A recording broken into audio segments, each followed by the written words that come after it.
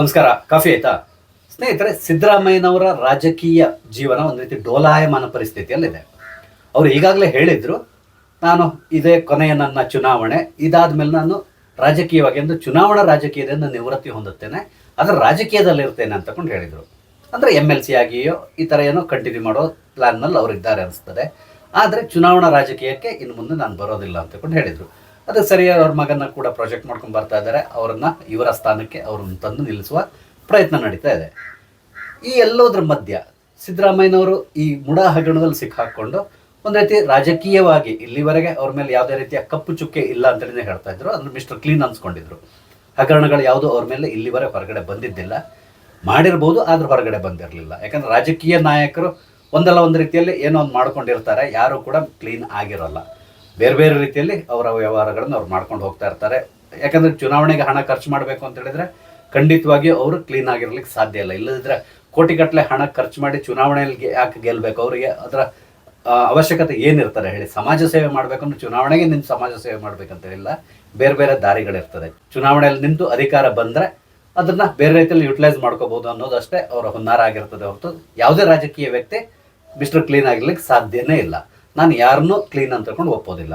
ಇದು ಬಹಳ ಇರ್ಬೋದು, ಕೆಲವರು ಇರ್ಬೋದು, ತುಂಬ ಕಮ್ಮಿ, ಎಲ್ಲೋ 1% ಜನ ಇರ್ಬೋದು ಅನಿಸ್ತದೆ ಅಷ್ಟೇ. ಅದಕ್ಕೆಲ್ಲೂ ಜಾಸ್ತಿ ಯಾರೂ ಇರೋಲ್ಲ, ಎಲ್ಲರೂ ಕರಪ್ಟ್ ಆಗಿರ್ತಾರೆ. ಅದೇ ರೀತಿಯಲ್ಲಿ ಸಿದ್ದರಾಮಯ್ಯನವ್ರ ಬಗ್ಗೆ ಯಾವುದೇ ರೀತಿ ಇಲ್ಲಿವರೆ ಹಗರಣ ಬಂದಿರಲಿಲ್ಲ. ಆದರೆ ಈಗ ರಾಜಕೀಯ ಮುಸ್ಸಂಜೆಯಲ್ಲಿ ಈ ಒಂದು ಮುಡಾ ಹಗರಣದಲ್ಲಿ ಸಿದ್ದರಾಮಯ್ಯನವರು ಸಿಕ್ಕಾಕೊಂಡಿದ್ದಾರೆ. ಇದರ ಮಧ್ಯದಲ್ಲಿ ಸಿದ್ದರಾಮಯ್ಯನವರ ಮೇಲೆ ಬಹಳಷ್ಟು ಒತ್ತಡ ಕೂಡ ಬೀಳ್ತಾ ಇದೆಯಂತೆ. ಅಂದರೆ ಹೈಕಮಾಂಡಿಂದ ಕೂಡ ನೀವು ರಿಸೈನ್ ಮಾಡಬೇಕಾಗಿ ಬರ್ಬೋದು ಅಂತ ಹೇಳ್ಕೊಂಡು ಹೇಳ್ತಾ ಇದ್ದಾರೆ. ಮೇಲ್ನೋಟಕ್ಕೆ ಸಿದ್ದರಾಮಯ್ಯನವರ ಪರವಾಗಿ ನಿಂತಿರೋದು ಕಾಣಿಸ್ತಾ ಇದೆ. ಅಂದರೆ ಟ್ವೀಟ್ಗಳನ್ನು ಮಾಡ್ತಾರೆ, ಈ ರೀತಿಯಲ್ಲಿ ನಿಮ್ಮ ಜೊತೆಲಿ ನಾವಿದ್ದೇವೆ, ಹಿಂದುಳಿದ ನಾಯಕ, ಈ ರೀತಿಯೆಲ್ಲ ಹೇಳ್ತಾ ಇದ್ದಾರೆ. ಆದರೆ ಒಳಗಿಂದೊಳಗೆ ಬೇರೆದೇ ಕತೆ ನಡೀತಾ ಇದೆ. ನಿಮ್ಗೆ ಗೊತ್ತೇ ಇದೆ, DK ಶಿವಕುಮಾರ್ ಅವರು ಆ ಸೀಟಿನ ಮೇಲೆ ಕಣ್ಣು ಹಾಕ್ಕೊಂಡು ಕೂತಿದ್ದಾರೆ. ಇದರ ಮಧ್ಯದಲ್ಲಿ ಪರಮೇಶ್ವರ್ ಅವರು, ನಾನು ಹಿಂದುಳಿದ ನಾಯಕ, ನನಗೆ ಈ ಹಿಂದೆನೇ ನನಗೆ ಚಾನ್ಸ್ ಸಿಗಬೇಕಿತ್ತು, ಸಿಕ್ಕಿಲ್ಲ ಅಂತೇಳಿ ಹೇಳಿ ಅವರು ಕೂಡ ಮುನಿಸ್ಕೊಂಡಿದ್ದಾರೆ. ಅವರು ಕೂಡ ಈ ಒಂದು ಸೀಟ್ ಮೇಲೆ ಕಣ್ಣಿಟ್ಟಿದ್ದಾರೆ. ಹೀಗೆ ಹಲವರು ಮಧ್ಯ ಹೊಸ ಹೊಸ ಹೆಸರುಗಳು ಹುಟ್ಕೊತಾನೆ ಇರ್ತವೆ. ಬಿಡಿ, MB ಪಾಟೀಲ್ ಈ ಥರ. ಅಂದರೆ ಸಿದ್ದರಾಮಯ್ಯನವರಾದರೆ ಅಂದರೆ ಒಂದು ವೇಳೆ ಅವರಿಗೆ ಚಾನ್ಸ್ ಸಿಕ್ಕಿದ್ರೆ ಇವರು ಕೂಡ ಕೆಲವ್ರನ್ನ ಸೆಲೆಕ್ಟ್ ಮಾಡಿ ಇಟ್ಕೊಂಡಿದ್ದಾರೆ. ಸಿದ್ದರಾಮಯ್ಯನವರು ಯಾರ ಹೆಸರನ್ನು ಸೂಚನೆ ಮಾಡಬೇಕು ಅಂತೇಳಿ. DK ಶಿವಕುಮಾರ್ ಹೆಸರಂತೂ ಖಂಡಿತವಾಗಿ ಸೂಚನೆ ಮಾಡಲ್ಲ ಅವರು. ಹಾಗಾಗಿ ಎಲ್ಲೋ ಒಂದು ರೀತಿಯಲ್ಲಿ ಎಲ್ಲ ಕಡೆಯಿಂದ ಸಿದ್ದರಾಮಯ್ಯನವ್ರ ಮೇಲೆ ಪ್ರೆಷರ್ ಬೀಳ್ತಾ ಇದೆ. ಅದಕ್ಕೆ ಇತ್ತೀಚಿನ ಅವ್ರ ವರ್ತನೆ ಕೂಡ ಕಾಣಿಸ್ತಾ ಇದೆ. ಈಗ ಅವರು ಯೂಶ್ವಲಿ ಫೋನ್ನಲ್ಲಿ ಮಾತಾಡೋದು ನೀವು ತುಂಬ ಕಮ್ಮಿ ನೋಡಿರ್ತೀರ. ಆದರೆ ಈಗ 1-2 ದಿನದಿಂದ ಎಲ್ಲಿ ಹೋದರೂ ಫೋನ್ನಲ್ಲಿ, ಕಾರ್ನಲ್ಲಿ ಪ್ರಯಾಣ ಮಾಡುವಾಗೆಲ್ಲ ಫೋನ್ನಲ್ಲಿ ಮಾತಾಡ್ತಾ ಇರೋದನ್ನು ನೀವು ನೋಡ್ತಾ ಇದ್ದೀರಾ. ಅಂದರೆ ಬಹಳಷ್ಟು ಪ್ರೆಷರ್ ಸಿದ್ದರಾಮಯ್ಯನವ್ರ ಮೇಲೆ ಬೀಳ್ತಾ ಇದೆ. ಈಗ ಇನ್ನೊಂದು ವಿಷಯ ಕೂಡ ಬರ್ತಾ ಇದೆ.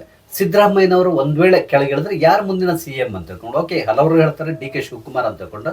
ಆದರೆ DK ಶಿವಕುಮಾರ್ ಇಲ್ಲಿ ಚೀಫ್ ಮಿನಿಸ್ಟರ್ ಆದರೆ ಅವರಿಗೆ ವಿರೋಧ ಬಹಳ ಕಡೆಯಿಂದ ಬರ್ತದೆ. ಸಿದ್ದರಾಮಯ್ಯನ ಟೀಮ್ ಏನಿದೆ ಅವರು DK ಶಿವಕುಮಾರ್ ಅವ್ರನ್ನ ವಿರೋಧಿಸ್ತಾರೆ. ಅಥವಾ DK ಶಿವಕುಮಾರ್ ಅವ್ರ ಕಡೆಯವರು ಸಿದ್ದರಾಮಯ್ಯನವರ ಗ್ಯಾಂಗ್ನಿಂದ ಯಾರು CM ಆದ್ರೆ ಅವ್ರನ್ನ ಕೂಡ ಇವರು ವಿರೋಧಿಸ್ತಾರೆ.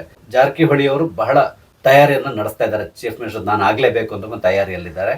ಅಂದರೆ ಅವರು ಹಿಂದುಳಿದ ವರ್ಗಕ್ಕೆ ಸೇರಿದವರು. ಹಾಗಾಗಿ ಹಿಂದುಳಿದ ವರ್ಗದಿಂದ ನಾನು CM ಆಗಲಿಕ್ಕೆ ಏಬಲ್ ಅಂತಕೊಂಡು ಹೇಳ್ಕೊಂಡು ಹೋಗ್ತಾ ಇದ್ದಾರೆ.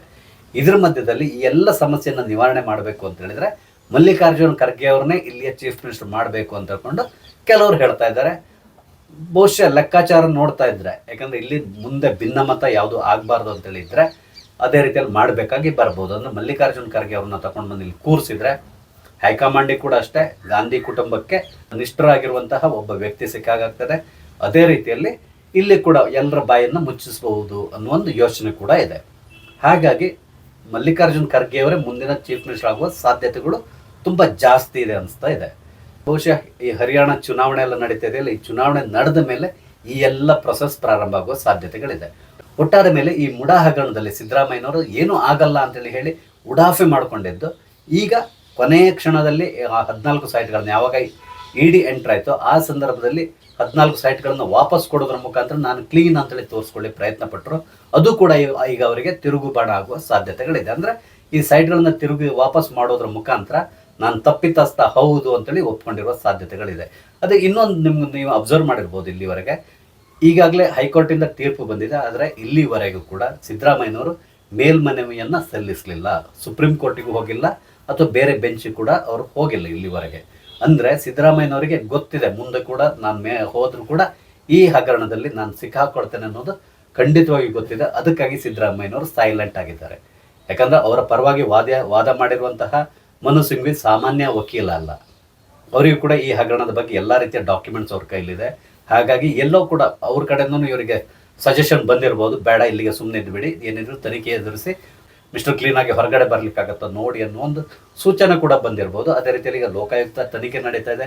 ಲೋಕಾಯುಕ್ತ ತನಿಖೆ ಬಗ್ಗೆ ಸಿದ್ದರಾಮಯ್ಯನವರು ಅಷ್ಟೊಂದು ತಲೆ ಕೆಡಿಸ್ಕೊಳ್ಳಲ್ಲ. ಆದರೆ ಈಗ ಇಡಿ ಎಂಟರ್ ಆಗಿರೋದು ಬಹಳಷ್ಟು ತೊಂದರೆಗೆ ಸಿಲುಕಿಸ್ತಾ ಇದೆ ಸಿಎಂನ. ಯಾಕಂದ್ರೆ ಯಾವುದೇ ಕ್ಷಣದಲ್ಲಿ ಅವರ ಮನೆ ಮೇಲೆ ಕೂಡ ರೈಡ್ ಆಗೋ ಸಾಧ್ಯತೆಗಳಿದೆ, ಅವ್ರ ಕಚೇರಿ ಮೇಲೆ ರೈಡ್ ಆಗೋ ಸಾಧ್ಯತೆಗಳಿದೆ. ಇದನ್ನು ರಾಜಕೀಯವಾಗಿ ಅವರು ಉಪಯೋಗಿಸ್ಕೊಳ್ಳಿಕ್ಕೆ ಹೋಗ್ಲಿಕ್ಕೂ ಸಾಧ್ಯ ಇಲ್ಲ. ಯಾಕಂದ್ರೆ ಈ ಕೇಸ್ ಫೈಲ್ ಆಗಿರೋದು ಒಬ್ಬ ಮೂರನೇ ವ್ಯಕ್ತಿಯ ಮುಖಾಂತರದಲ್ಲಿ. ಆತನಿಗೂ ಈ ಪಾರ್ಟಿಗೆ, ಬೇರೆ ಪಾರ್ಟಿಗಳಿಗೂ ಸಂಬಂಧ ಇಲ್ಲ ಅಂತಲೇ ಹೇಳ್ಬೋದು.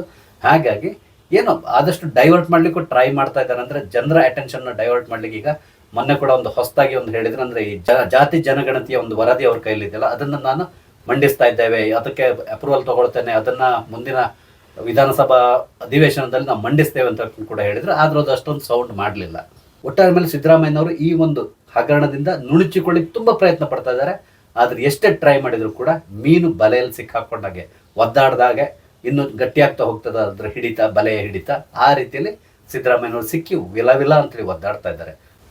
ಒಟ್ಟಾರೆ ಮೇಲೆ ಮಿಸ್ಟರ್ ಕ್ಲೀನ್ ಅನ್ಸ್ಕೊಂಡಿರುವಂತಹ ಸಿದ್ದರಾಮಯ್ಯನವರು ಈಗ ತಮ್ಮ ಬಿಳಿ ಶರ್ಟಿನ ಮೇಲೆ ಇಂಕಿನ ಕಲೆ ಮಾಡಿಕೊಂಡು, ಅಂದರೆ ಮುಡ ಅನ್ನುವ ಒಂದು ಇಂಕ್ ಏನಿದೆ ಅದರ ಕಲೆಯನ್ನು ಮಾಡಿಕೊಂಡು ರಾಜಕೀಯದಿಂದ ದೂರ ಸರಿಯುವಂಥ ಪರಿಸ್ಥಿತಿ ಬರ್ತಾ ಇದೆ ಅನಿಸ್ತಾ ಇದೆ. ನೋಡೋಣ ಮುಂದೆ ಏನೆಲ್ಲ ಆಗ್ತದೆ ಅಂತಕೊಂಡು. ಸ್ನೇಹಿತರೆ, ನಾನು ಹೇಳಿರುವಂತಹ ಈ ಒಂದು ಮಾಹಿತಿಗಳು ನಿಮ್ಗೆ ಇಷ್ಟ ಆದರೆ ದಯವಿಟ್ಟು ಲೈಕ್ ಮಾಡಿ. ಅದೇ ರೀತಿಯಲ್ಲಿ ಸಿದ್ದರಾಮಯ್ಯನವರು ಮಿಸ್ಟರ್ ಕ್ಲೀನ್ ಅಥವಾ ಮಿಸ್ಟರ್ ಕ್ಲೀನ್ ಅಲ್ವಾ ಅಂತ ಹೇಳ್ಕೊಂಡು ಕೂಡ ನಿಮ್ಮ ಕಮೆಂಟ್ಸ್ ಮುಖಾಂತರ ನನಗೆ ತಿಳಿಸಿ. ಅದೇ ರೀತಿಯಲ್ಲಿ ದಯವಿಟ್ಟು ನನ್ನ ಚಾನಲ್ ಸಬ್ಸ್ಕ್ರೈಬ್ ಮಾಡಿ, ನನಗೆ ಸಪೋರ್ಟ್ ಮಾಡಿ. Thank you. ಜೈ ಹಿಂದ್.